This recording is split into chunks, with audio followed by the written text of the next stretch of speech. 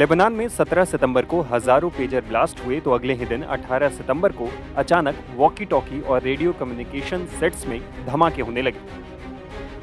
18 सितंबर की रात ही इजराइल ने लेबनान के हिजबुल्लाह को निशाना बनाते हुए तोपों और मिसाइलों से भी हमले किए हैं। दावा है कि इन हमलों में दक्षिणी लेबनान में हिजबुल्लाह के कई ठिकाने तबाह हो गए हैं।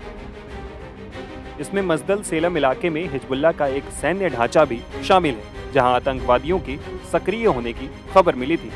मजदर सेलम इलाके में इजरायली वायुसेना के हमले के अलावा इजरायली डिफेंस फोर्सेज ने दक्षिणी लेबनान के 5 अलग अलग इलाकों में हिजबुल्लाह के ढांचों पर हमला किया है। बता दें कि इससे पहले सीरियल पेजर अटैक में हिजबुल्लाह को भारी नुकसान हुआ था। इस हमले में 9 लोगों की मौत हो गई थी, जबकि करीब 3000 लोग घायल हो गए थे। इसके अगले ही दिन वॉकी टॉकी में एक के बाद एक धमाके होने लगे।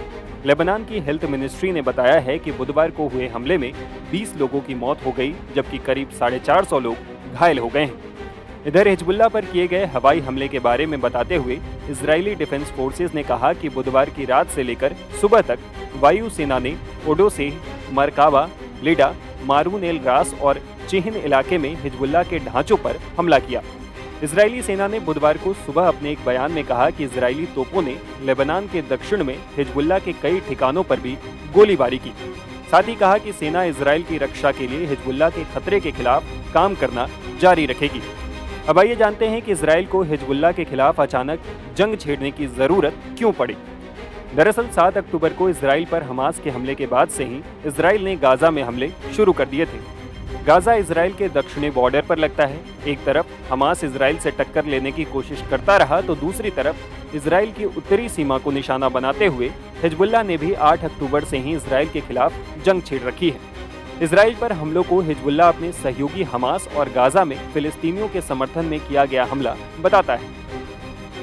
लेबनान बॉर्डर के करीब होने के कारण बीते करीब 1 साल से हिजबुल्लाह लगातार इजरायल के उत्तरी इलाके को टारगेट करता रहा है।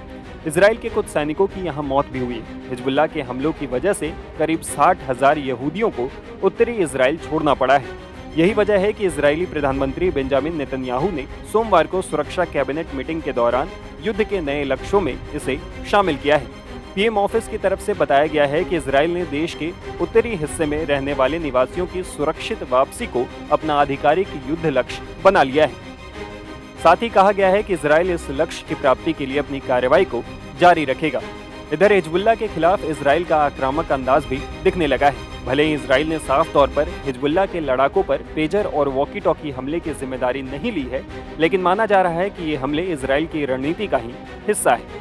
इधर इजरायल ने लेबनान बॉर्डर पर करीब 20,000 सैनिकों की तैनाती कर दी है। हिजबुल्लाह के ठिकानों पर मिसाइल हमले भी शुरू हो गए हैं, यानी अब वो गाजा की तरह लेबनान में भी सैन्य ऑपरेशन के लिए तैयार है।